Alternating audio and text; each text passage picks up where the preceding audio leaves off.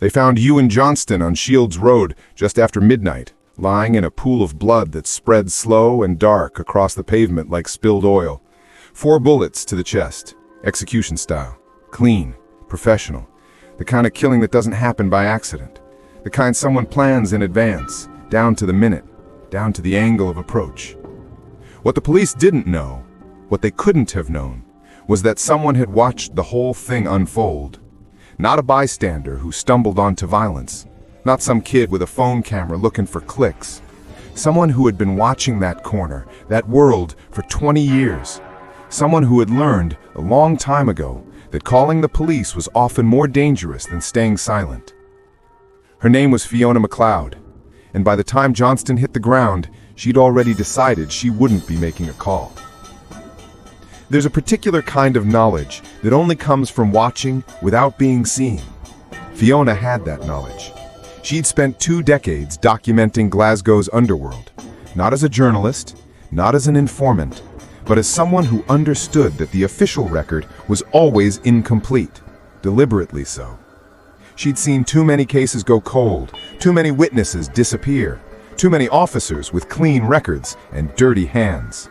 So she kept her own files, her own photographs, her own map of who owed what to whom. But here's what should trouble you. Someone else had been reading those same streets. Someone who wanted her silence more than her testimony. And on the night Johnston died, Fiona wasn't the only one watching. To understand why Euan Johnston mattered, why his death set off a chain reaction that would eventually expose a detective's 20-year lie, you have to go back. Back to 1995. Back to Paisley, when the underworld was messier, louder, more chaotic. Before the professionalization of Glasgow crime, before people learned to kill quietly. The Paisley gang war didn't start with philosophy or territory disputes mapped on paper. It started with blood. March 1995, the Renie brothers, Andrew and Mark, ambushed outside a pub. Andrew died on scene. Mark survived, barely, but the damage was done. Everyone knew who was responsible. Everyone knew the Boyd gang had made a move that couldn't be walked back. 6 months later, Mark Renie was dead too, shot in his car. No witnesses, no arrests. And the cycle of retaliation that followed would consume the better part of a year, leaving bodies scattered across Paisley and Glasgow like punctuation marks in a sentence no one could finish. But what if the first shots of the Paisley War weren't fired out of rage, but out of instruction? What if someone stood to benefit from both sides tearing each other apart? There was a rumor back then, one that circulated among Paisley dealers, but never made it into police files. They talked about a ghost broker, someone who moved between territories, who profited from conflict without ever holding a weapon. Someone who understood that chaos, properly managed, could be more valuable than peace. And here's the odd detail that no one connected at the time. In early 1995, just weeks before the Renie ambush, there was a sudden influx of weapons into both Boyd and Renie territories. Not from their usual suppliers. New stock, better quality, almost as if someone wanted to make sure the war, once it started, would be loud enough to matter. But wars need more than guns. They need information. They need inside access. They need someone on the official side willing to look the other way, or better yet, willing to help. Detective Michael Brennan was 34 years old in 1995, married with a young daughter who had recently been diagnosed with a chronic illness that required expensive, ongoing treatment. The kind of treatment that strains even a decent police salary. The kind that keeps you awake at night doing math that never adds up. When Brennan received a tip about Mark Renie's location in October of that year, he didn't think of it as a trap. He thought of it as an opportunity. A chance to get ahead of the violence, maybe even prevent another killing. He went to see Renie alone, against protocol, but not unusually so for a detective working gang cases. What happened in that room, we can only piece together from what came after. Renie offered him money, not as a bribe exactly, as a transaction. Information for cash, future cooperation for present relief. And Brennan, tired, desperate, thinking about his daughter's next round of treatments, stepped into a trap laid by someone who already knew his weakest point: his daughter's medical bills, his exact financial situation, his precise vulnerabilities. People don't have that kind of detailed personal intelligence by accident. Someone had researched Brennan. Someone had identified him as useful. And when he accepted that first envelope of cash, he became a tool, one that could be used now or later, depending on what served the larger plan. Who knew Brennan's private life well enough to bait him? Not Renie. Street-level criminals don't do that kind of background work. But someone with access to records, to surveillance, to the quiet machinery of information, they could. They did. 3 weeks later, Mark Renie was dead, and Brennan found himself holding more than guilt. He had Renie's files, names, connections, the internal architecture of the Boyd gang's operation. He could have reported it, could have come clean. Instead, he made a different calculation. He used it. Over the next 18 months, Brennan systematically dismantled the Boyd gang. Arrests came fast and precise, each one backed by information that seemed almost supernaturally accurate. His career took off. Commendations, promotions, a reputation as one of Glasgow's most effective organized crime investigators. He built that reputation on a foundation of one dead criminal's intelligence and his own buried shame. But here's what doesn't quite fit. The collapse of the Boyd gang didn't just benefit Brennan's career. It left a power vacuum in Paisley, one that someone else filled quietly, methodically, without drawing the attention that had destroyed Boyd. A third party who walked away from the gang war stronger than either of the original players. That kind of strategic patience doesn't belong to street criminals. It belongs to someone who thinks in longer terms, someone who treats violence like investment capital. 21 years later, Euan Johnston's murder investigation moved faster than any case had a right to move. The DNA evidence came back in days, not weeks. CCTV footage from 3 different angles surfaced almost immediately, all of it clear enough to identify David Scott without question. And then came the anonymous evidence, witness statements, photographs, metadata, all packaged and delivered with the kind of professional precision that made even veteran investigators uncomfortable. David Scott was arrested within 72 hours. It was the kind of slam-dunk case that gets held up as a model of modern policing, except for one problem. Why would someone work so hard to make sure Scott was found, unless the real danger was who might get missed? The anonymous evidence bothered some of the younger detectives. It was too complete, too organized, the kind of surveillance-quality material that suggested someone with experience, resources, and a reason to want this particular resolution. But Brennan, now a detective inspector with decades of credibility, assured them that sometimes cases just come together. Sometimes you get lucky with witnesses who are afraid to come forward in person but still want justice. He was convincing because he believed it. Or at least, he'd convinced himself he believed it. Belief, when you need it badly enough, becomes indistinguishable from desperation. It came to Brennan's home address, not the station, not his email, his actual home, in a plain manila envelope with no return address. Inside, a single photograph, dated October 1995, showing Brennan sitting across from Mark Renie in what was clearly a private meeting. On the table between them, visible and unmistakable, an envelope thick with cash. The photo was high quality, taken from an angle that suggested professional surveillance equipment, not a lucky phone snap, not an accident. And below the photograph, typed on a small card in a font so generic it could have come from any printer in the world, 22 years is a long time to carry a secret. Will you choose justice, or will you choose yourself? Most blackmailers want money. They want leverage they can convert into something tangible and immediate. But this wasn't that. This was a question, an offer to make a choice, with the full weight of 2 decades pressing down on the moment of decision. Someone had waited 22 years to use this photograph. People don't wait that long unless they're protecting something bigger than a detective's secret. They wait because they're managing a longer game, because they need the leverage dormant until the exact moment it serves a larger purpose. And the timing, right in the middle of the Johnston investigation, right as David Scott sat in custody awaiting trial, that wasn't coincidence either. Brennan sat in his kitchen that night, the photograph in front of him, and tried to work backward through the logic of it. Who had taken this picture in 1995? Who had held on to it for more than 2 decades without using it? Who had enough knowledge of current police operations to know exactly when its revelation would cause maximum damage or maximum cooperation? The answers pointed towards someone who existed at the intersection of criminal intelligence and institutional access. Someone who understood both worlds well enough to move between them undetected.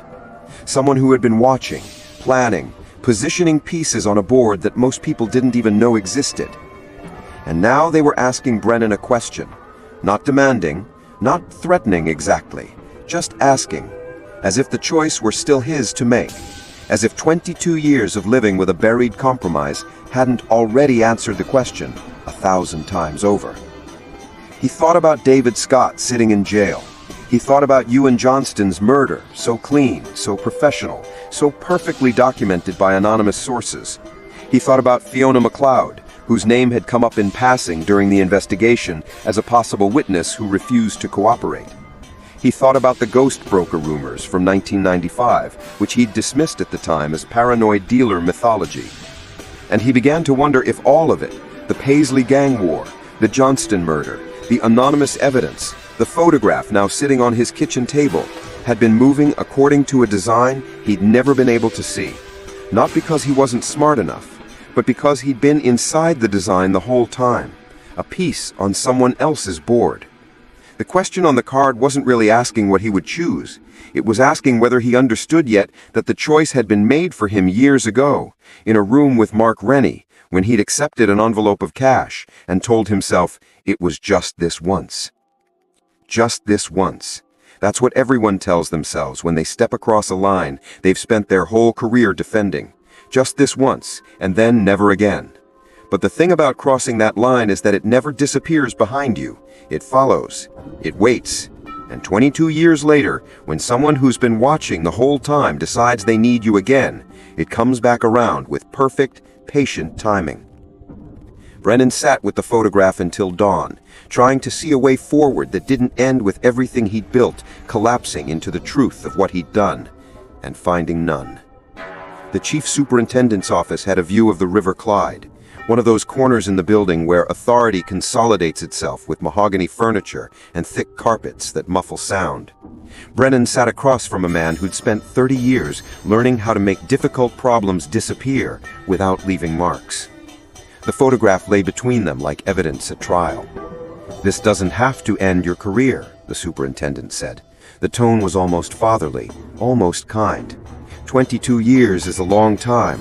Circumstances were different. You were under financial pressure. Your daughter was sick. People understand context. But if this goes public now, during the Scott trial, it compromises everything.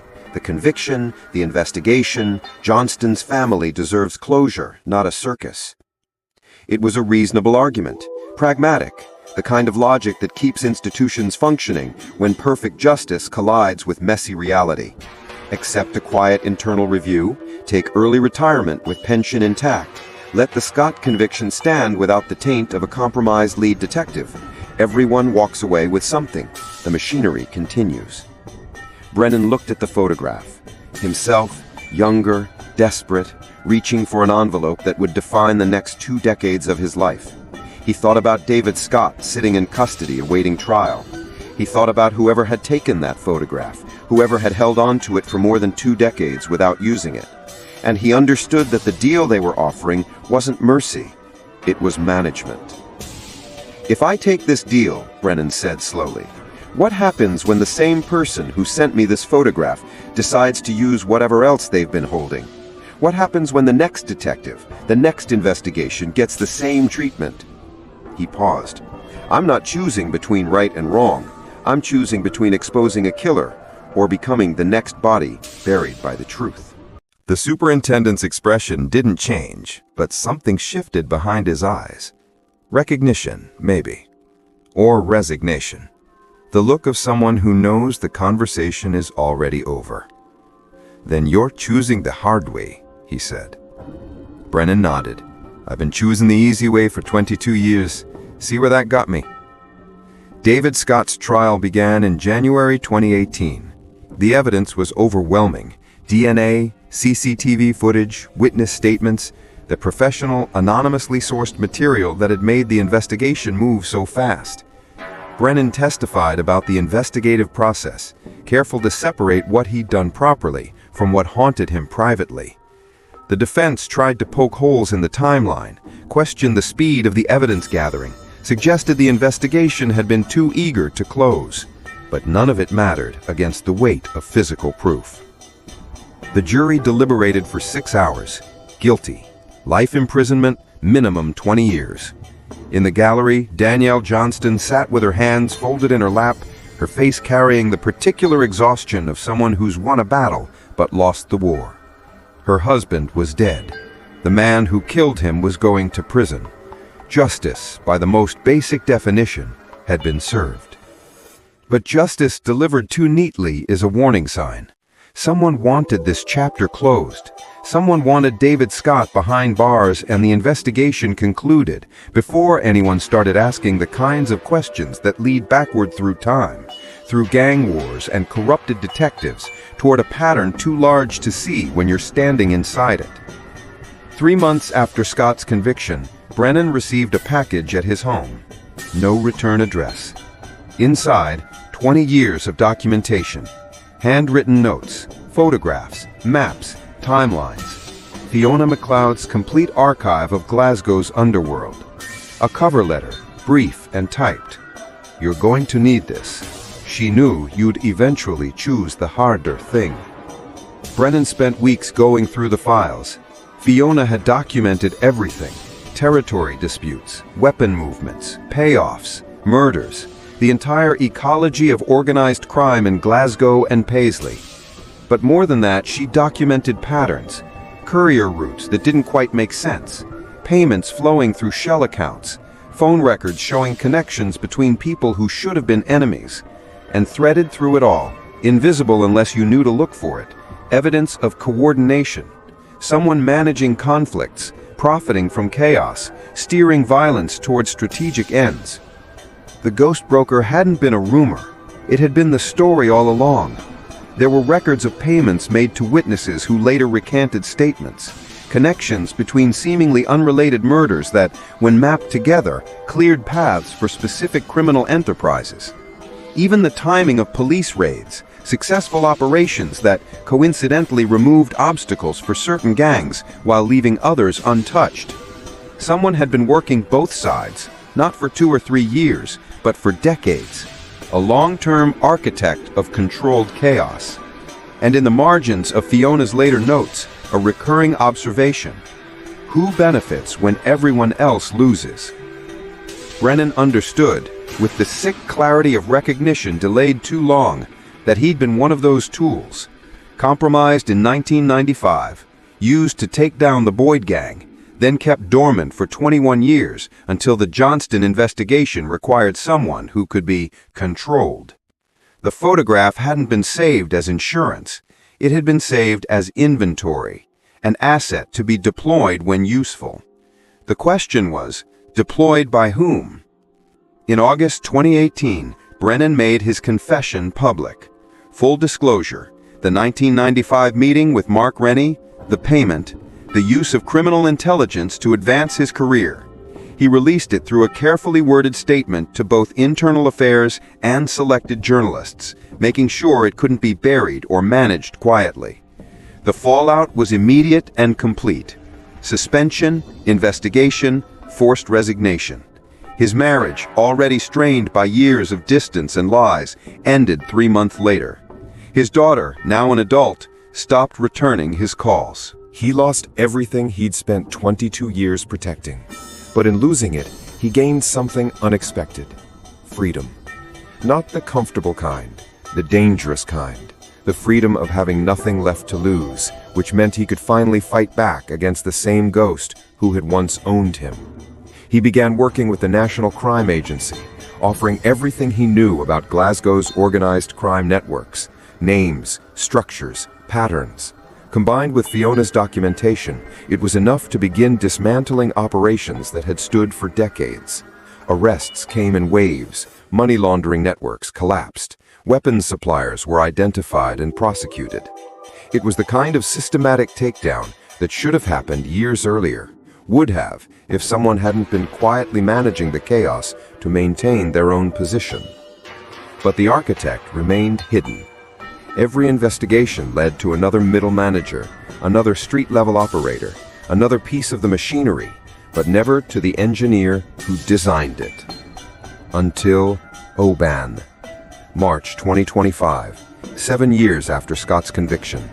A new anonymous tip, this one different from the others. Not professional surveillance material, not neatly packaged evidence, just coordinates and a single line. What you're looking for has been buried for 9 years. The police found it 3 feet down in a wooded area outside Oban, a waterproof case containing the murder weapon from the Johnston killing, wrapped in plastic, alongside a folder of documents. Forensic analysis confirmed the gun had fired the bullets that killed Euan Johnston. But here's what made the investigators go quiet. Ballistics also showed the weapon had been fired by 2 different people on the night of the murder. 2 shooters, not 1. David Scott had been the triggerman, that part was true. But someone else had been there. Someone who'd fired the first shot or the last. The evidence couldn't determine which. Someone whose DNA wasn't in the system, whose face hadn't appeared on any CCTV, who'd been carefully edited out of the anonymous evidence that made Scott's conviction so airtight. The documents in the case were photocopies, 20 years of correspondence written in a careful, controlled hand, letters arranging meetings, coordinating territorial agreements, authorizing payments. Nothing explicitly criminal in any single letter, but together they formed a map of influence that stretched back to the mid-1990s. Handwriting analysis linked some of the letters to communications found in old case files, unsolved murders, disputed territories, the Paisley gang war. And in the margins of several letters, a symbol. Just a small mark, easily missed unless you were looking for patterns. The same symbol appeared in some of Fiona's photographs, graffitied in locations where major criminal meetings had taken place. A signature of sorts, or a brand. The second shooter wasn't a surprise to the investigators who'd spent years unpacking Glasgow's underworld. The shock was who they were connected to. Because the handwriting, the coordination, the 30-year pattern of managed violence, it all pointed towards someone who existed in the overlap between criminal enterprise and institutional access. Someone who could shape police investigations, manipulate evidence, deploy compromised officers when needed. Someone who understood power not as something you hold, but as something you distribute to create dependency. The antagonist wasn't a man in the shadows, he was the shadow itself, shaping every war Fiona had documented, every compromise, every convenient resolution that left the real power structure untouched. For 30 years, Glasgow's underworld had believed it was fighting for territory, for money, for pride. But they'd been fighting according to a design that none of them could see, because they were all inside it, pieces on a board, moved by someone who understood that chaos, properly managed, generates more profit and more control than order ever could. Brennan received copies of the documents through official channels, now working as a civilian consultant. He read them in his small apartment, the kind of place you end up in when you've lost a pension and a marriage, but gained a purpose. And he recognized in the careful handwriting and strategic patience the same intelligence that had identified his vulnerability in 1995. The same mind that waited 22 years to use a photograph. The same architect who understood that the best way to control a police investigation was to compromise a detective young enough to have decades of usefulness ahead of him. Someone had been watching for 30 years, Brennan said later in an interview that wouldn't be published until after his death. Not watching like Fiona watched, to document, to bear witness. Watching like a chess player. Watching to position pieces, to create dependencies, to build a machine that would keep running because everyone inside it had reasons to keep it running. I was one of those reasons, one of those pieces. And the worst part is I only started to see it when I stopped being useful. The investigation into the puppet master continues. There have been leads, connections, patterns that suggest specific individuals, but nothing conclusive. Nothing that survives legal scrutiny. Whoever designed the system understood that the best way to remain invisible isn't to hide, it's to make yourself indistinguishable from the normal operation of power, to become the background noise that everyone hears but nobody questions. Fiona Mloud died in 2023, cancer, in a hospice in Edinburgh. She'd spent her final years organizing her archive, making sure the documentation would survive her. She never testified in court, never wanted to, didn't trust the system enough to believe her testimony would matter more than her evidence. In her own way, she'd been fighting the same war David eventually joined. The difference was she'd never been compromised. She'd watched with clear eyes from the beginning, understanding that sometimes the most dangerous thing you can do is refuse to look away. Her files are now held by the National Crime Agency, cross-referenced with decades of investigations, feeding ongoing prosecutions. Brennan, in what remains of his life, continues consulting on cases where old corruption intersects with current crime. It's not redemption exactly. You don't redeem 22 years of living a lie, but it's something, an accounting, a payment made not because it settles the debt, but because the debt demands acknowledgement. David Scott still sits in prison, serving his life sentence. He's never named the second shooter. Either he doesn't know, or he understands that knowing certain things makes you more dangerous to the people who need you silent. Either way, he's chosen survival over truth. Most people do. Euan Johnston remarried in 2022, moved to Edinburgh, doesn't give interviews anymore. What she wanted was her husband back, and when she couldn't have that, she wanted to understand why he was taken. The trial gave her a conviction, but not comprehension. The Oban discovery gave her comprehension, but not peace. Some losses don't heal. They just become part of the architecture of who you are after. The coordinates outside Oban, the anonymous tip that led to the buried evidence, no one knows who sent it. Could have been someone with a conscience. Could have been the architect himself, cleaning up loose ends, making sure the focus stayed on the past rather than the present. Could have been a third party, someone else in the machine who finally got tired of serving invisible designs. That's the thing about systems built on secrecy and leverage. Eventually, they become too complex for even their creators to fully control. Too many compromised people, too many buried secrets, too much evidence scattered across decades. The machine starts to crack, not because justice arrives, but because entropy does. But here's what keeps investigators awake. If one person shaped 30 years of violence in Glasgow, orchestrating gang wars, corrupting police, managing chaos for profit and control, what's stopping someone like him from shaping the next 30? What's stopping the next architect from learning from these mistakes, building a better machine, one that doesn't leave photographs or buried evidence, one that understands the only real error is being discovered? Fiona documented 20 years because she understood that memory is political, that power depends on people forgetting, on evidence disappearing, on patterns being invisible to anyone who isn't watching long enough to see them emerge. She watched, she remembered, and in the end, her refusal to look away mattered more than any single conviction. Brennan compromised himself because he was desperate and human, and presented with a choice that looked in that moment like a solution rather than a trap. He spent 22 years building a life on that lie, and the rest of his life dismantling what he'd helped protect. Whether that's redemption or just damage control depends on how you measure accountability. And somewhere, the architect of 30 years of managed chaos remains unidentified.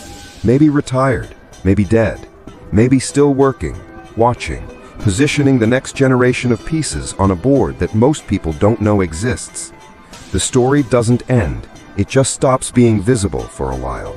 And the question isn't whether there will be another Brennan, another compromised officer, another system of controlled violence. The question is whether anyone will be watching long enough, careful enough, to see the pattern before it's too late. Fiona did, It cost her any semblance of normal life, but she did it. And maybe that's the real legacy, not justice served, but truth documented. Evidence preserved against the day when someone, someday, finally connects enough pieces to see the whole design. Until then, the machine continues, quieter now, more careful, but still running, still shaping outcomes, still waiting for the next person desperate enough to make a deal they think is just this once, because that's how these things work.